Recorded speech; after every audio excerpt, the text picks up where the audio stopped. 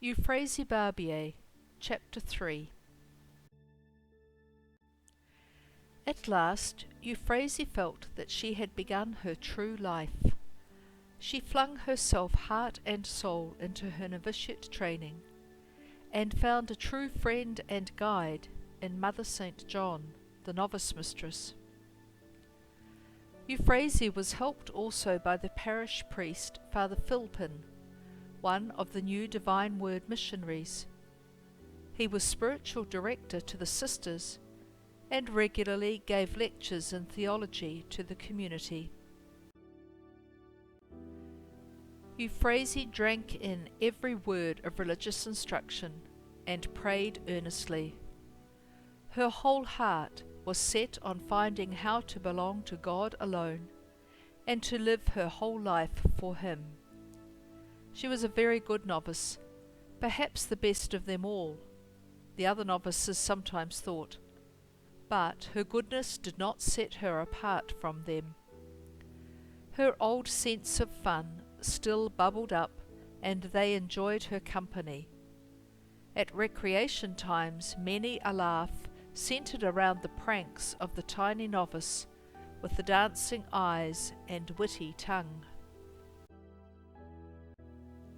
One day Mother St. John was startled to meet the novices coming back from the orchard, laughing hysterically. The load they were carrying in their large basket was the small novice, sitting up primly with her hands folded. "Tut, tut, tut, be careful, sisters," she warned, but she could not help laughing with them. Sometimes, though, the fun did not stop when the bell rang for silence.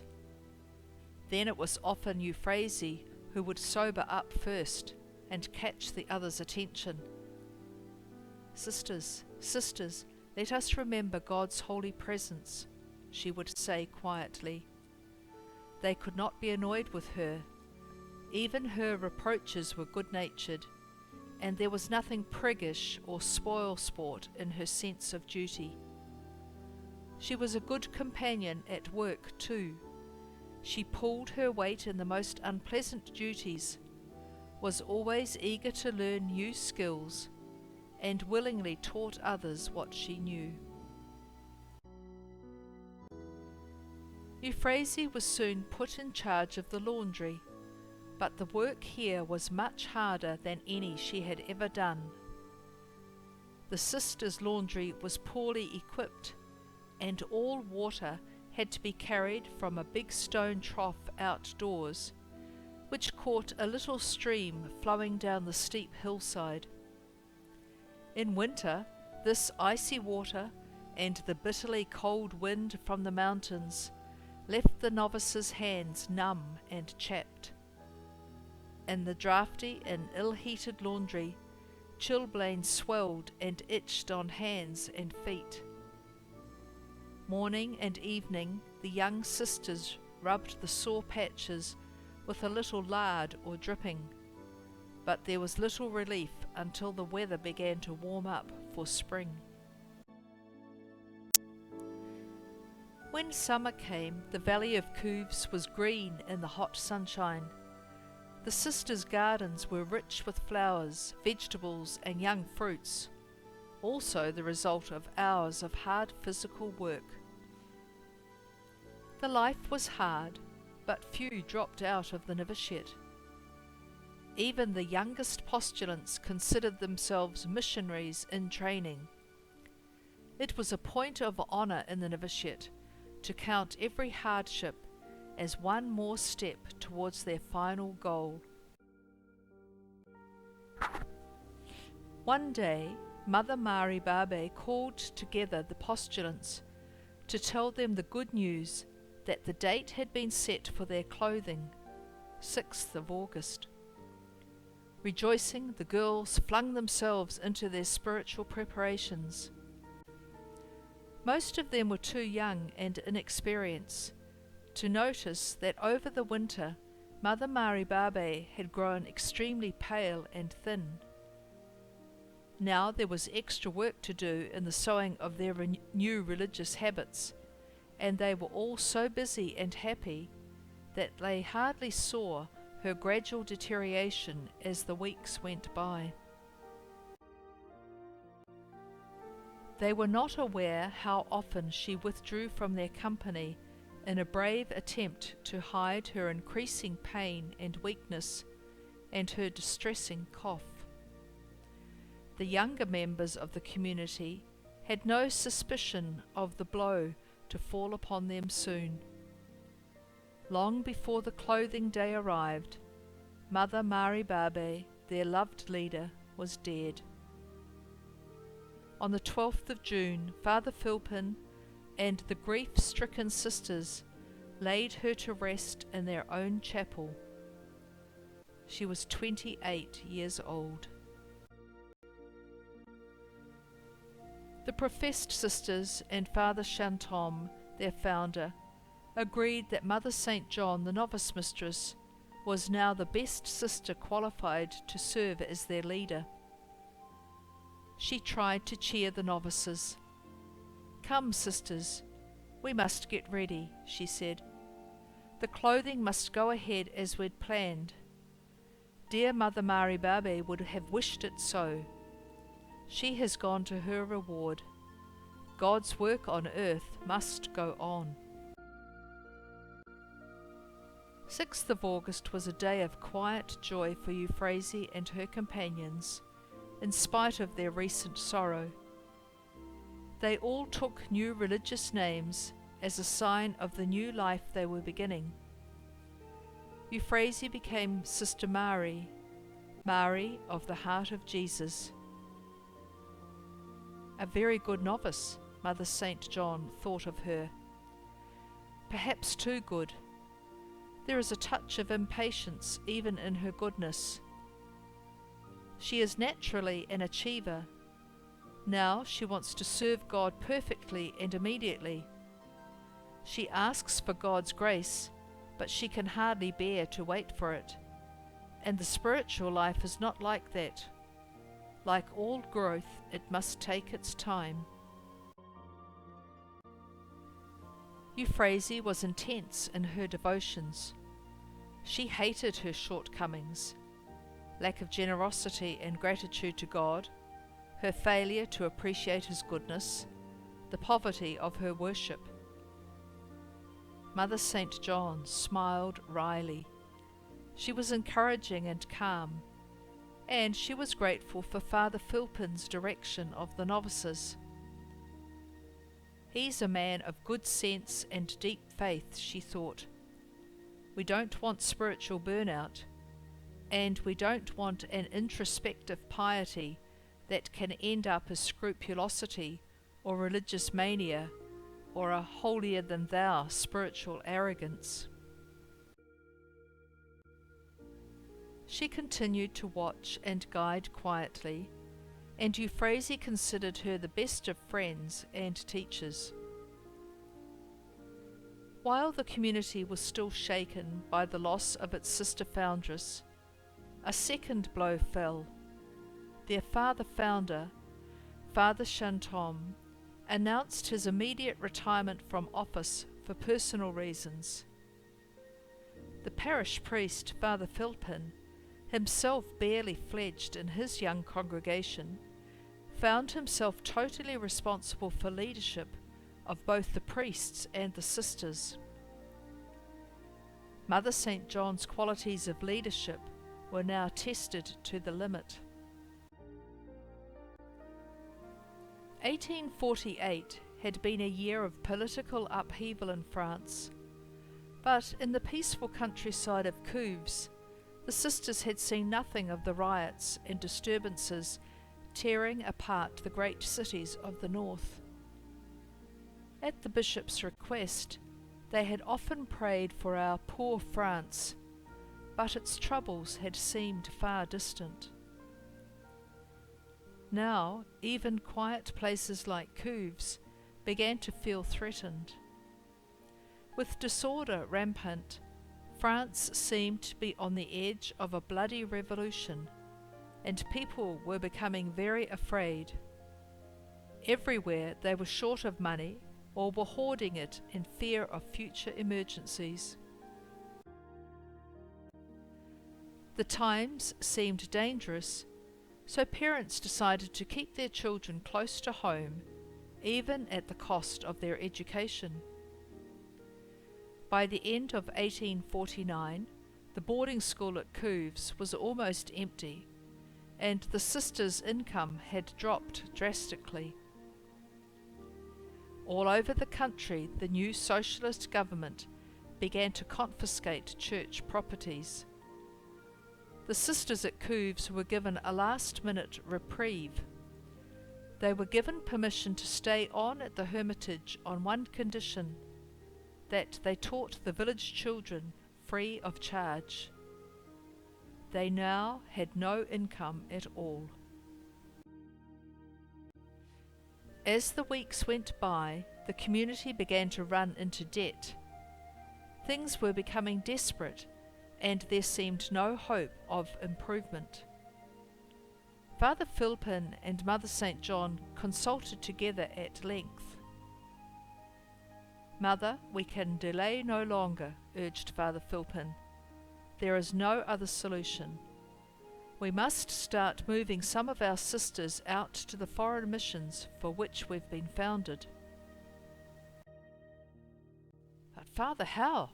We have no money, no connections." "I have friends," he replied. "I shall write immediately. God will be with us. He will send us what we need." He wrote promptly to several bishops he knew, confident that they would be able to help a little financially, but even more importantly, would give contacts with some of the distant mission fields eager to have more apostles. He had underestimated the difficulties. Mails and travel were so disorganized that letters never reached their destination or arrived too late. People he had relied on had moved away or could not be found, or were now in a predicament as bad as his own. Taking to the road himself, he was frustrated at every turn, and weeks later returned without a single useful arrangement made for the community's future. 1850 to 1851. In the meantime, the sisters were working like slaves, trying to earn a living. They cultivated every inch of their vegetable garden to put food on their plates. They sold their skills as laundresses and seamstresses, and were poorly paid in the failing market. They were prepared to do any work which could bring in a few coppers. There were now 30 in the community. One day, in desperation, they and Father Philpin decided on a new and bold plan. They would send 2 sisters to London immediately to prepare the way for the whole community. They had no money. They knew nothing about London, except that it was supposed to be the largest city in the world, and they had hardly a word of English among them. It was a crazy plan, but if it didn't work, they would perish as a community. Everyone prayed for success. Father Philpin and Mother St. John had to decide which 2 sisters they would send. Their first choice was Mother St. Raphael. She was older, experienced, and very level-headed. Their second choice was Euphrasie, young Sister Mary, who had not long made her first vows. "Oh, Sister Mary, you lucky thing," cried one of the young sisters. "You're the first of us to go on the missions. How happy you must be." "But it's not really the foreign missions," protested another. "It's only London."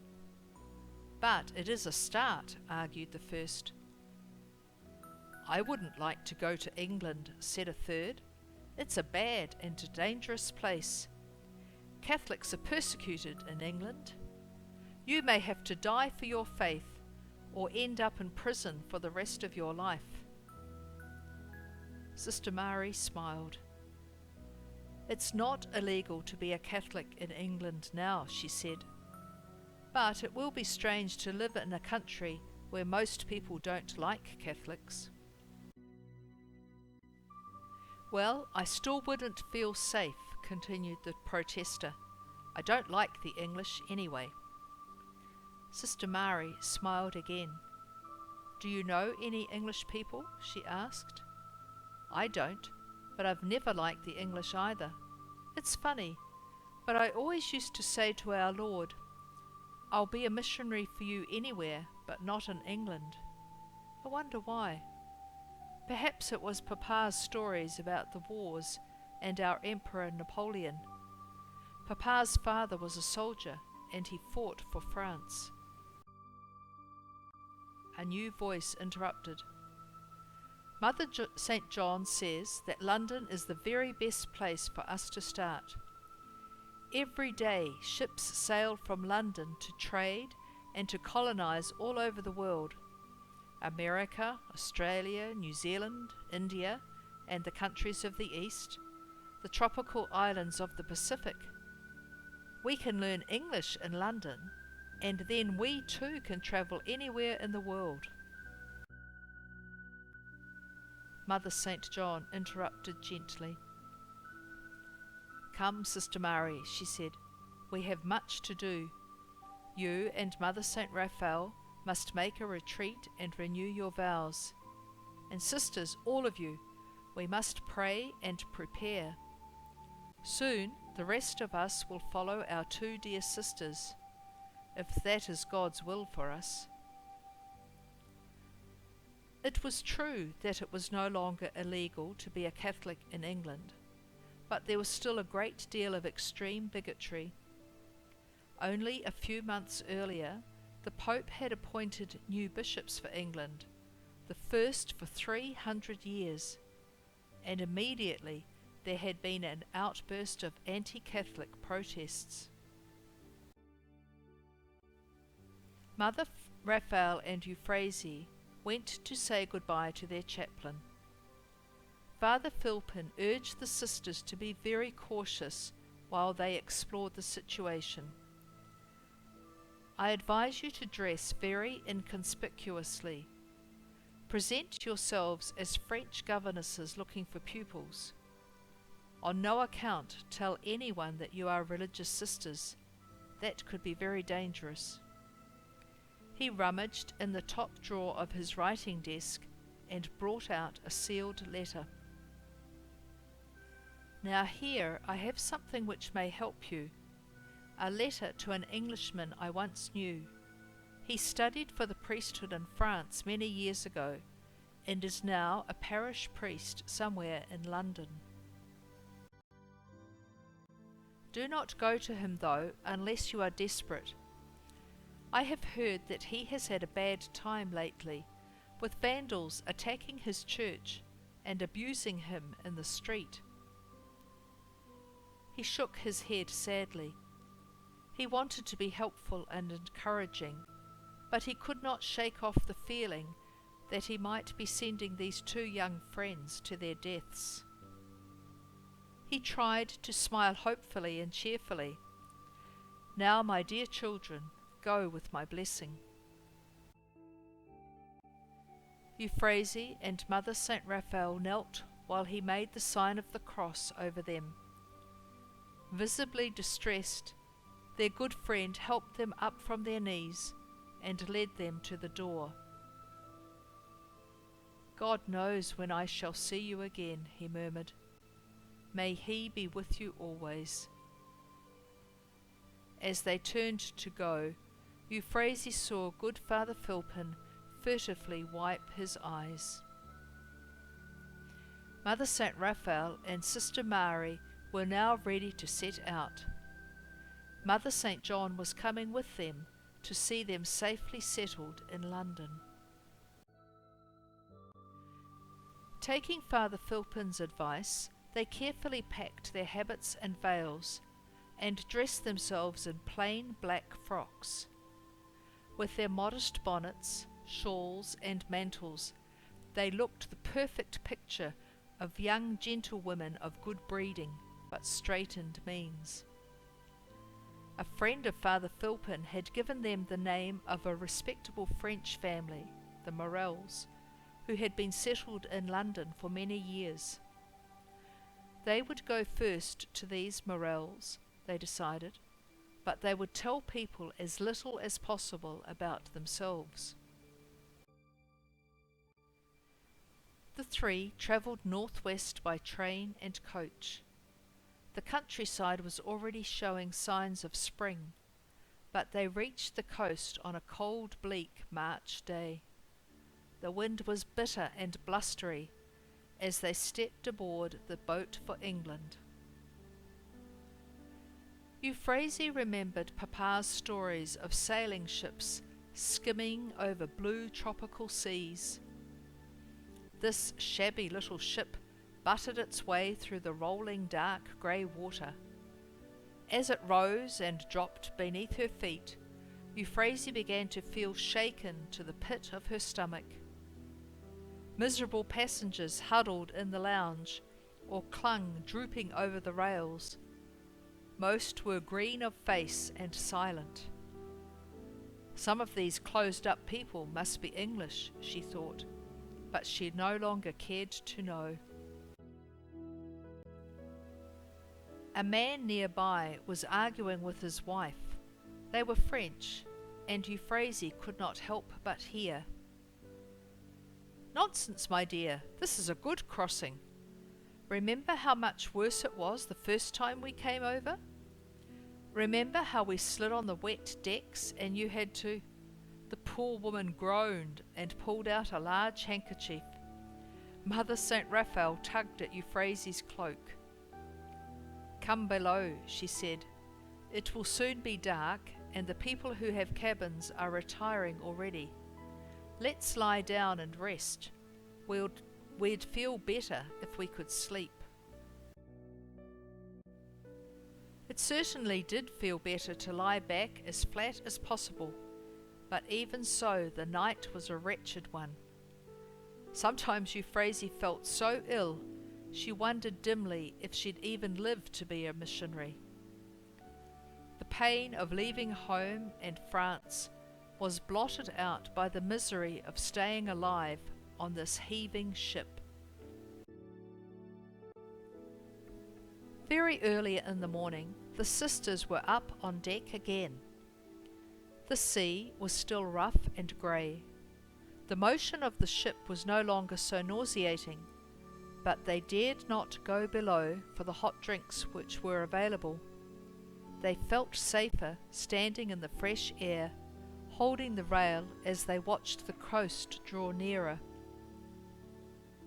The town approaching them was Newhaven, not London. As the ship drew into the pier, Euphrasie watched the bustling activity on deck and on shore. From this distance, England looked surprisingly like France. The houses, the streets, the traffic, the people, rich or poor, working or waiting, hawking their wares or trudging about their own business, all looked surprisingly normal and ordinary. Euphrasie might have been at a port anywhere in France, except for the language. They were saying quite ordinary things, she had no doubt, but the language sounded strange. A thin, harsh, jerky language, not sweet and rich like French, not full and guttural like some German she'd once heard. How could one ever learn to understand or speak such a strange language? As they stepped off the gangplank, Euphrasie felt the pier heave under her feet. The cobbled street rocked too. It took her some moments to realize that it was her own dizziness she felt, and not some strange tremor of the English soil. They set off for the railway station nearby. In her mind, Mother St. John was nervously rehearsing some of the English she had learned long ago, in days when she had never expected to have to find her way unaided around this strange country. They found the Morells' home in a suburb called Marylebone. A tubby, round-faced little woman, neatly dressed and brisk in manner, opened the door to them. It was Madame Morel herself. What a relief it was to greet and be greeted in French. Madame Morel beamed. She knew nothing about her visitors, but she was happy to accept them on a good friend's recommendation. She was kindness itself to the 3 gentle French ladies who turned up on her doorstep looking for advice. "An apartment or room, madam," she said to Mother St. John. "Well, I could let your nieces have a couple of rooms upstairs while they look around for something. This is quite a nice area, and there are a few French families around here. The little church at the corner is called the French Chapel because so many French people go to Mass there." She chatted on as they went upstairs. "Did you know that some French families have lived here for more than 60 years? Families who fled to England to escape the guillotine during the Revolution they were. And they're still French. The older people, I mean, not the young so much. Oh, the young!" The rooms were small and bare, but spotlessly clean. Mother St. John was eager to do business quickly. She paid the rent while the sisters put down their boxes. She was in a hurry to get back to the railway station and on her way to France. The trip had taken them a week by road, rail and ship, and she was anxious to get back to Couves. Emptying her purse, she picked out just enough money to get her home again, leaving the rest with the new missionaries. It was pathetically little. Hardly had Mother St. John left when there was a knock on the door. Euphrasie and Mother St. Raphael jumped nervously. They looked at each other and then both moved to open the door. To their relief, a familiar, cheerful face was there. Madame Morel had come back to introduce them to a friend, another French woman, a Madame Lecomte, who kept a sweet shop nearby. Tall and thin, she was as kind as Madame Morel. She was very pleased to hear the newcomers were good needlewomen. "You may find it hard to get pupils immediately," she said, "especially as you do not speak English yourselves. But I can help you to get some sewing jobs in the meantime." When the visitors left, the sisters closed the door again and began to unpack their luggage. They tried to make the small bare rooms look like home. They arranged the borrowed furniture and made their beds. They hung up their crucifix and a couple of small holy pictures on the walls of their little living room. The boxes went to the bedroom to be used for storage. When all was as tidy as they could make it, they said their prayers together and did their spiritual reading, just as their sisters were doing in Couves. Madame Lecomte was as good as her word, and when the first sewing order arrived, the sisters worked at it all day. It was not well-paid work. Sewing machines were still rare and expensive, and most dressmakers and shops employed women to do piecework by hand in their own homes. Long seams and hems, yard upon yard of plain dull sewing, hours and hours of work. So many women needed the work to earn a little more money that employers could demand fine stitching at a very low rate of pay. It was a job which often ruined eyes and health, as women and young girls sat bent over their sewing for hours, sometimes by feeble candlelight, far into the night.